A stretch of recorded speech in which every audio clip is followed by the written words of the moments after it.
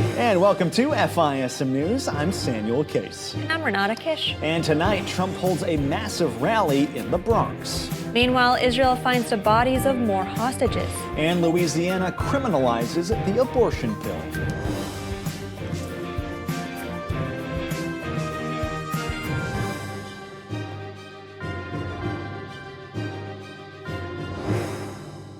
Well, thousands of Trump supporters flocked to the Bronx yesterday for the former president's first New York rally since 2016. Take a look at this.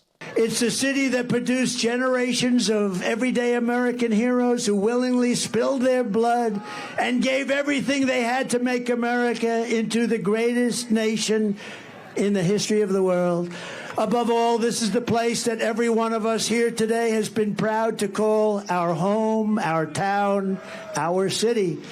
And we are the ones who are going to make our city great again. Now, only 3,500 people were allowed to actually enter the rally, but the Trump campaign estimates more than 20,000 were gathered outside.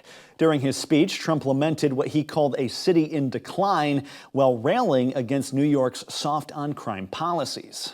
You all know it's a disaster. You know the names of these lunatic policies. No cash bail. Somebody kills somebody. Go out. No bail. Don't worry. Go out and kill a couple of more people. Defund our great police. Defund the police. Sanctuary cities. Release violent repeat offenders from jail. Joe Biden supports all of this insanity and much more, but millions of people across New York know it's crazy.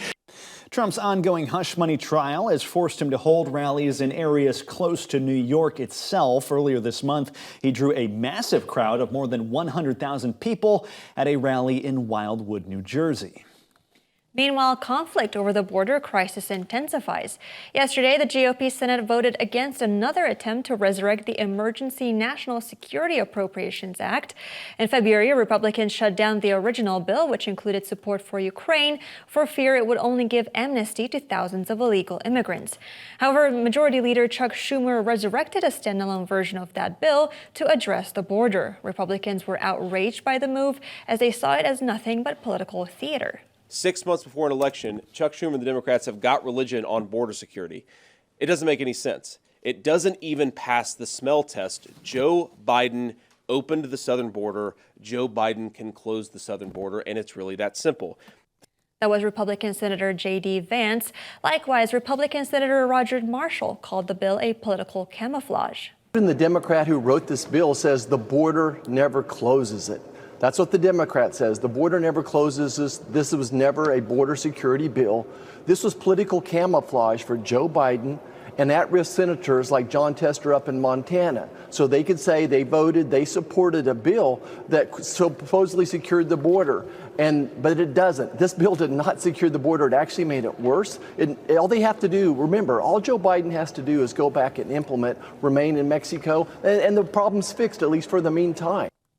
But even some Democrats voted against it. Senator Alex Padilla from California said at a closed-door meeting that the bill should not be the Democratic starting point for border security.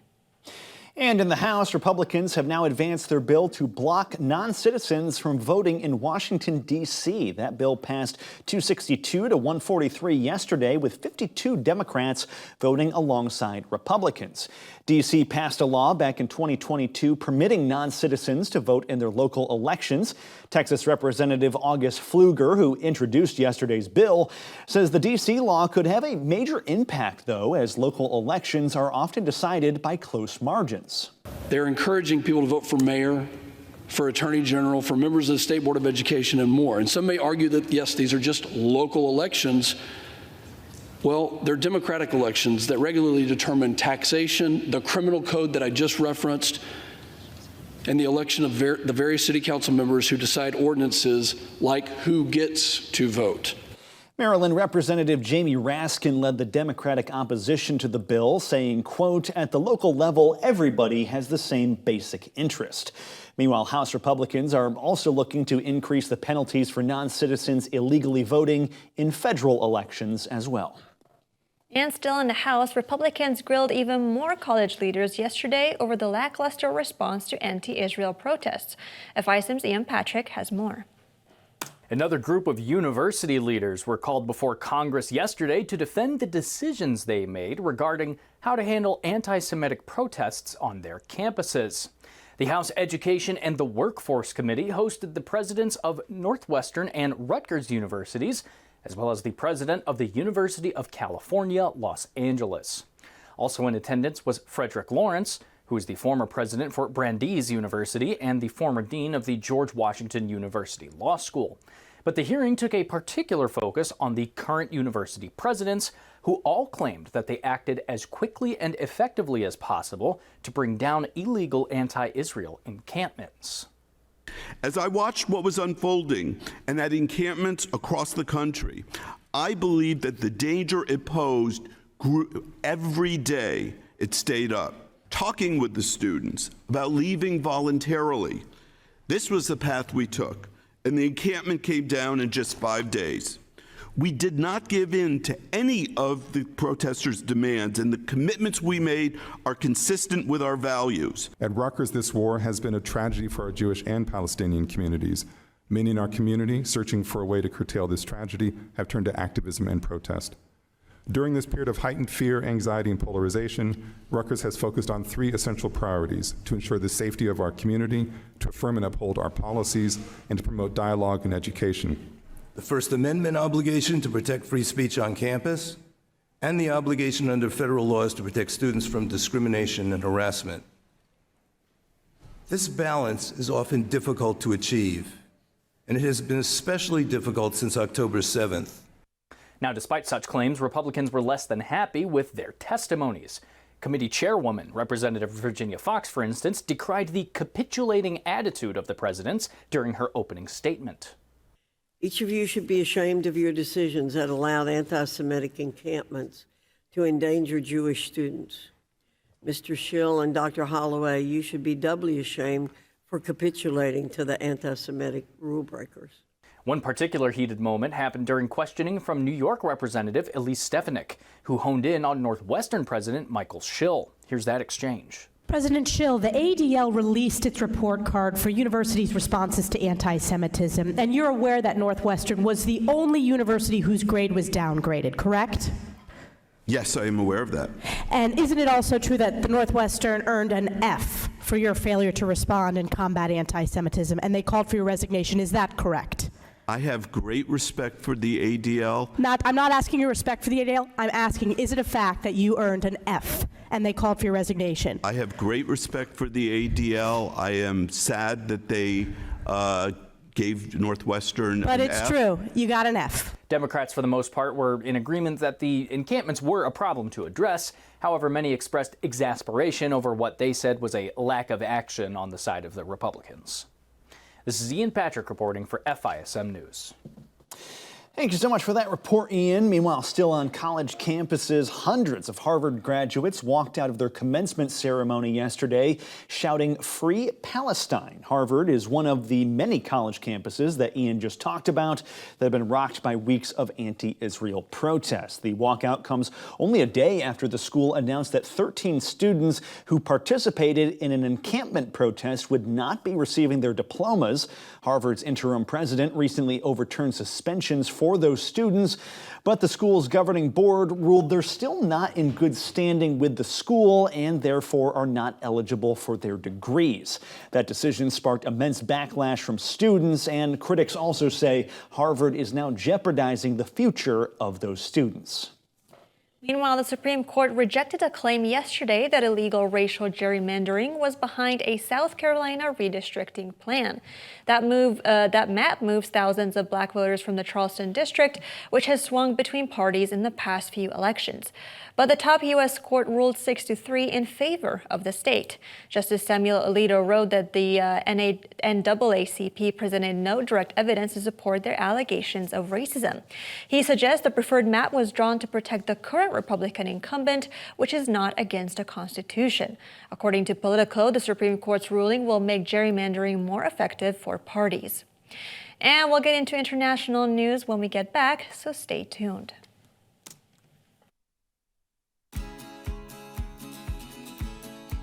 Do you want to invest in biblically responsible stocks? Financial Issues can help. For only $132 per year, our team of experts will help you make wise decisions with your money and guide you to successful investments that will not dishonor God. You'll also have access to our portfolio tracker tool, which will help you keep an eye on your asset allocations, and our buys and sells page, which will give you valuable information about biblically responsible stocks. Being a Financial Issues partner is the best way to invest in accordance with biblical values. Make the most of your money by becoming a partner today. Sign up at financialissues.org. That's financialissues.org.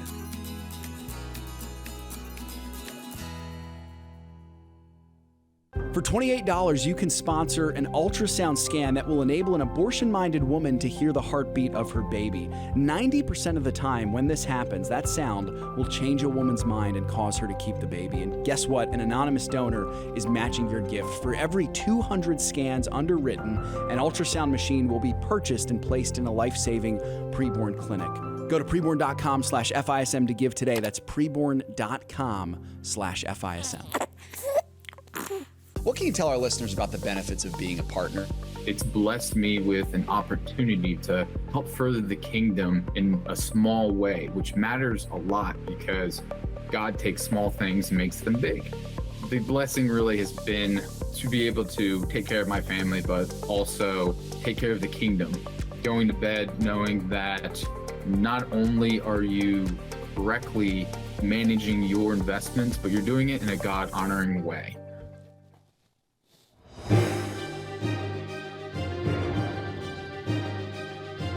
And welcome back to FISM News. I'm Renata Kiss.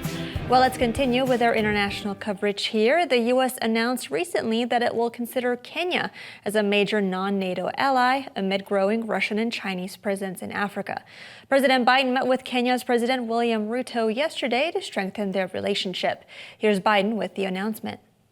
I'm proud to announce we're working with Congress to designate Kenya a major non-NATO ally.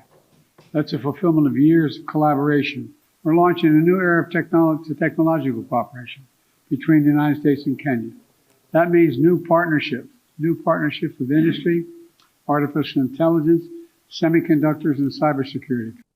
The Kenyan president confirmed the friendship and affirmed Kenya's commitment to democracy. At a time when democracy is perceived to be retreating worldwide, the accelerating drift towards regimes indifferent to democratic values is a deep concern to us. And I believe it is time the U.S., working with Kenya, deploys its capabilities and rally like-minded democratic countries to set up the course for democracy. Their meeting came as Kenya is set to deploy 1,000 police officers to Haiti as part of a U.S.-backed effort to stabilize the island. According to the Financial Times, the U.S. has pledged $300 million to Kenya to back its security forces. The U.S. views the African country as essential to maintaining global peace and security. Meanwhile, we have more tragic news coming out of Israel, where the IDF has now recovered the bodies of 3 more hostages. It is with a heavy heart that I share that last night, Israeli Special Forces in Gaza rescued the bodies of our hostages, Hanania Vlonka, Michelle Nissenbaum, Orion Hernandez. Their bodies were rescued during a special operation based on precise intelligence in the area of Gaza. That was IDF spokesman Daniel Hagari. He said that 2 of the victims were killed by Hamas at the Nova Music Festival on October 7th, while the other was murdered while making his way to pick up his 4-year-old granddaughter that same day. Hamas then took their bodies back to Gaza. This comes after the IDF recovered 4 hostage bodies last week as well. It's believed roughly around 100 hostages still remain trapped in Gaza. That includes 5 Americans, by the way, though it's unclear how many are still alive. There are men, women, children, and babies being held by Hamas in living hell across our border in Gaza. We will not stop fighting for their freedom. every decent country in the world would do the same. Meanwhile, yet another international body is opposing Israel's advance into the city of Rafah. The International Court of Justice in The Hague announced that its court is calling for Israel to halt its advancement under the Genocide Convention. The court recalls that in its order of January 26, 2024, it ordered Israel inter alia to, I quote, take effective measures to prevent the destruction and ensure the preservation of evidence related to allegations of acts within the scope of Article 2 and Article 3 of the Genocide Convention, end of quote. The ruling brings an end to a challenge brought by South Africa, which had accused Israel of genocide in Gaza. As part of its order, the ICJ ordered Israel to open the Rafah crossing between Egypt and Gaza and provide access for investigators to report on progress. Israel responded by saying that the accusations against them are false, outrageous, and disgusting. The Palestinian Authority, South Africa, and Hamas all welcomed the decision. And looking in Asia now, South Korean, Japanese, and Chinese leaders will all meet next week for what will be their first trilateral summit since the COVID-19 pandemic. Those talks will begin on Sunday in Seoul. The powerful Asian leaders once met annually, but it's now been more than 4 years since their last meeting. Chinese President Xi Jinping is skipping the summit this time around, though, with a high-ranking official standing in his place instead. According to South Korea, talks will mainly focus on increasing cooperation in 6 areas. Those are personnel exchanges, climate change, trade, health, technology, and disasters. They're also planning on discussing other unspecified international policies, and one of those might include pressuring China to leverage North Korea to end its nuclear program.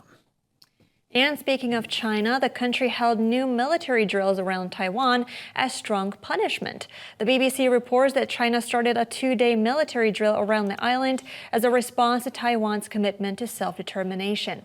The drill comes 3 days after the newly elected Taiwanese president warned China against political aggression.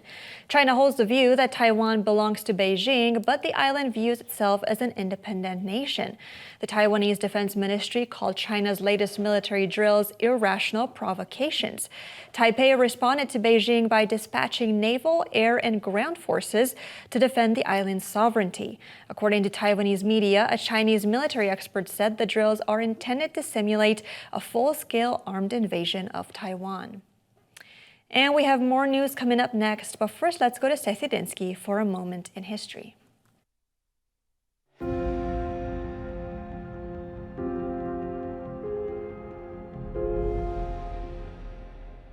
Welcome back to A Moment in History. I'm Seth Udinsky.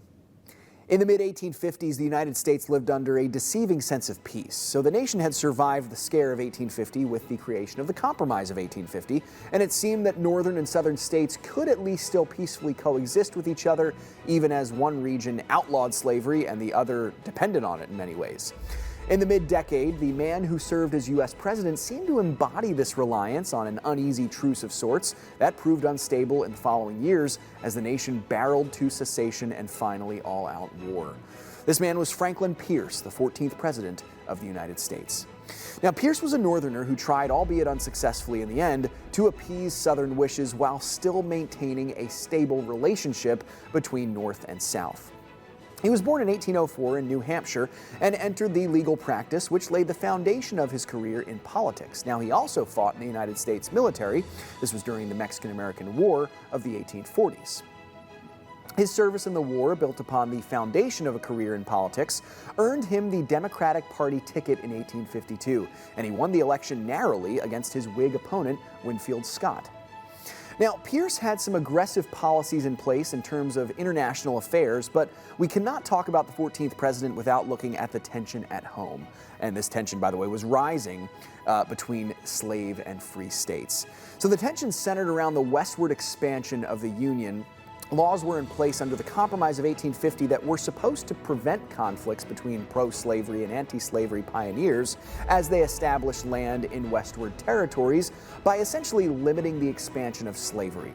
But Pierce's term was largely dominated by the growing tension in the Kansas territory, which was essentially fair game for Northerners and Southerners to get there and establish their way of life there. So from 1855 or so to the outbreak of the Civil War, there was something of a war already going on in Kansas, which historians remember as Bleeding Kansas. Scores of people were killed in riots and skirmishes between anti-slavery Northerners and pro-slavery Southerners. And while Pierce kept the nation as a whole from war during his time in office, the specter of civil war loomed over his administration. And he failed to win the Democratic nomination for a second term, by the way, losing to James Buchanan. He died in 1869. Thanks so much for joining me once again for A Moment in History. There are moments in life that define us. Choices determine the courses we take. Choices that create life, or those that save a life. And some make life worthwhile. There are decisions to stay or to go, to remain the same or to grow. Sometimes we pray and make peace. Other times we take a stand for what we believe. In celebration, mourning, triumph, and defeat, we are invested in every decision we seek. Despite differences, we have one thing in common, the desire to do all for the glory of God. Keep your wallet aligned with your heart and your investments in harmony with your faith. Timothy Plan, biblically responsible mutual funds, ETFs, and retirement plans. Before investing, carefully consider a fund's investment objective, risks, charges, and expenses contained in the prospectus available at timothyplan.com. Read carefully before investing. Hi, this is Sheena Bird, the host of Financial Issues. Financial Issues family is so blessed to have saved tens of thousands of babies, all thanks to the generous support of you, our listeners and viewers. For $140, you can sponsor 5 ultrasounds. Please go to preborn.org, that's preborn.org, or financialissues.org and click on the Preborn logo. Save a baby, save a life.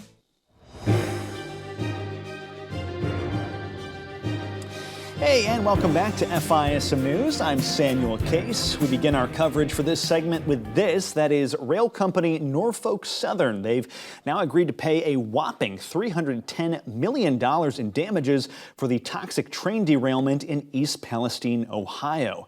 The settlement with the EPA comes more than a year after the accident, where concerns still remain over the long-term impacts. According to Axios, Norfolk Southern has now agreed to spend about $235 million in cleanup costs alone, and that's in addition to $15 million in civil penalties and tens of millions more on local health and environmental programs.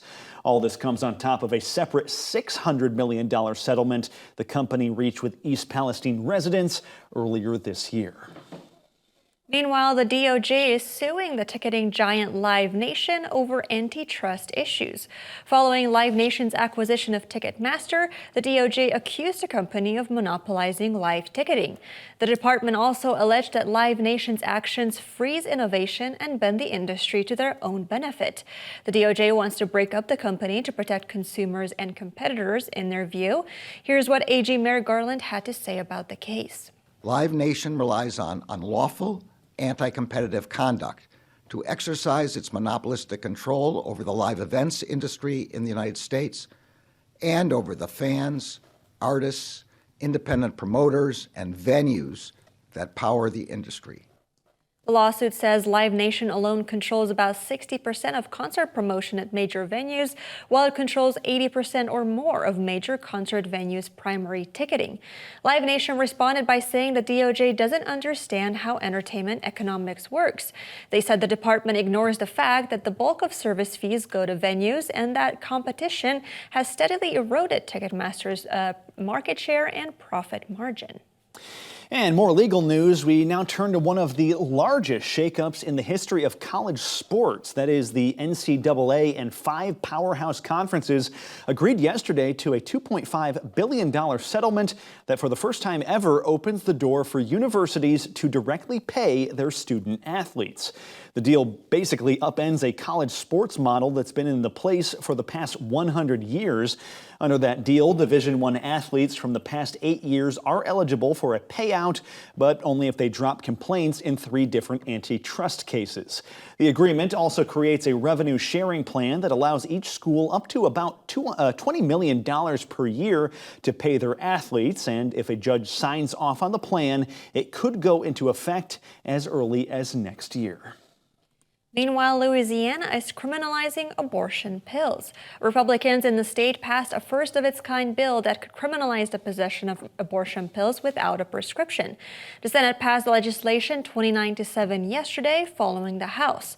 Now it's up to Republican Governor Jeff Landry to sign the bill. Landry, an anti-abortion advocate himself, is expected to sign the legislation. He posted on X earlier this week, quote, "This bill protects expectant mothers while also allowing these drugs to be prescribed to those with a valid prescription." However, The Hill reports that women will still be able to get the pills from blue states through telehealth shield laws. And Sam, I can't help but think that this law isn't going to do too much because doctors will still be able to give out the pills. So what's the point? Really? Yeah, it really seems like what this law does. I mean, I'm glad they passed it, but it really seems like you're cutting around the margins. They're not really getting to the core issue with the abortion pill here. I'm sure it's going to save some lives, but you're absolutely right. It's not really capping this off at the knees like pro-lifers want it to do. Right. All right, let's turn now to economics a little bit, where we do have some good news for a change, and that is that new analysis from Fidelity shows American retirement accounts are at their highest levels we've seen in over 2 years. Fidelity released their Q1 retirement analysis yesterday, showing that the average 401k savings rate hit a record high of 14.2% during the first 3 months of 2024. Meanwhile, the average balance rose 6% to almost $126,000.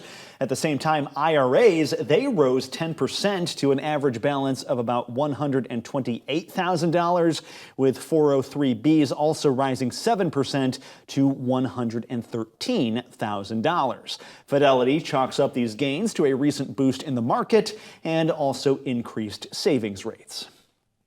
And lastly, Memorial Day travel may near record highs this weekend.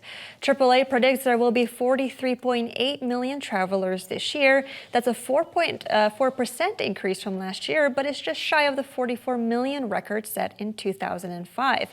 They expect 38 million road trippers alone, which will set a separate record high. The report warns that theme parks are a hot destination this year. The holiday travel period began yesterday and continues until Monday, so stay safe if you're on the roads this weekend. And be sure to get on the roads early as well. You're kind of running out of time before you get into that jam. Right. Or just, have a staycation. Staycation, yeah. That's always less stressful. Right. All right, well, that's our program for today. Thank you so much for joining us, and please visit FISMnews.tv for more content. Yeah, and for more updates until our next show, be sure to check us out on social media. We hope you have a wonderful Memorial Day weekend, and we will see you next time with more news coverage.